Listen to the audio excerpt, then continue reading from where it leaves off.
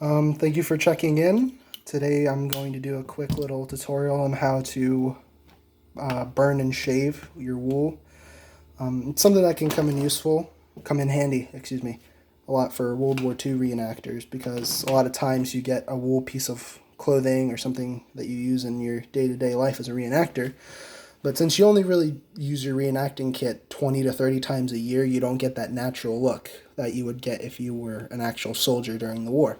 So an easy way to aid that is by burning and shaving, where you take something that has a wool base, like these gloves here, and you burn it, the edges with it, with a lighter, and then you take, your typical Gillette razor, something like that, and then lightly go over it. I'm going to be doing that on a pair of standard issue USGI gloves. These have been issued to the military for God knows how long. The only thing that's really changed since they came out in like the 30s is their color somewhat and the materials. The originals evidently were 100% wool. These are like 80-90% wool and then 10% other stuff. So this glove right here is one that I've already did it. You can't really see it too well through the camera, but you can kind of see how there's no pilling. You can see the natural grain and way it was woven. Here, there we go. And then on this one, it's still very pilly. Not very good. But so really all you need for this, like I said, is a lighter. I have a little vintage lighter that I stole from a friend. And, something nice. And Dollar Shave Club razor I stole from my dad, because I'm not a peasant. I don't shave with cartridge razors. So yeah. Let me find a spot. Here, let's do it right here. This is relatively pilly. So, helps to kind of have it at an angle like this. Then just hold it over.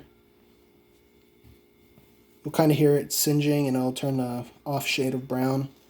It will smell a little bit considering the fact that it is natural material. Here. Get it more over here.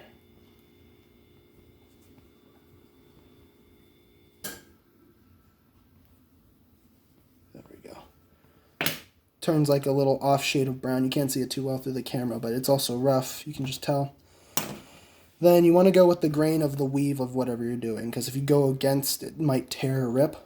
Here it goes up and down because it's webbed that way. And then let's put the camera down a little bit.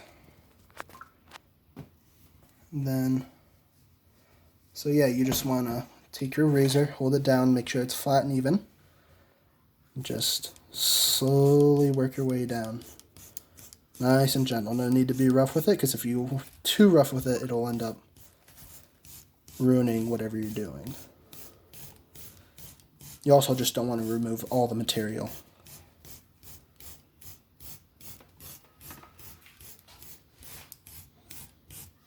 And slowly over time, you'll get little fuzz balls of wool.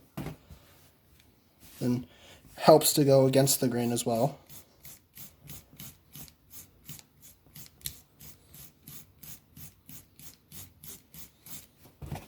Then you have a nice, smooth, stiff piece of wool. And then, what else? We could do this part here. See how there's a lot of pilling? You can kind of see it through the white. Same thing here. Just take your lighter. Go. I don't know if you can hear it, but it's kind of hears like you're burning lice.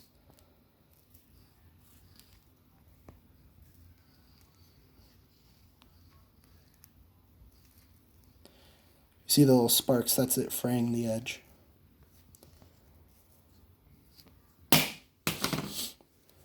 See? And then same thing here.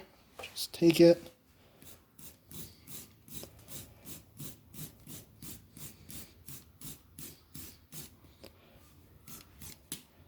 You can see little fuzz balls of excess wool.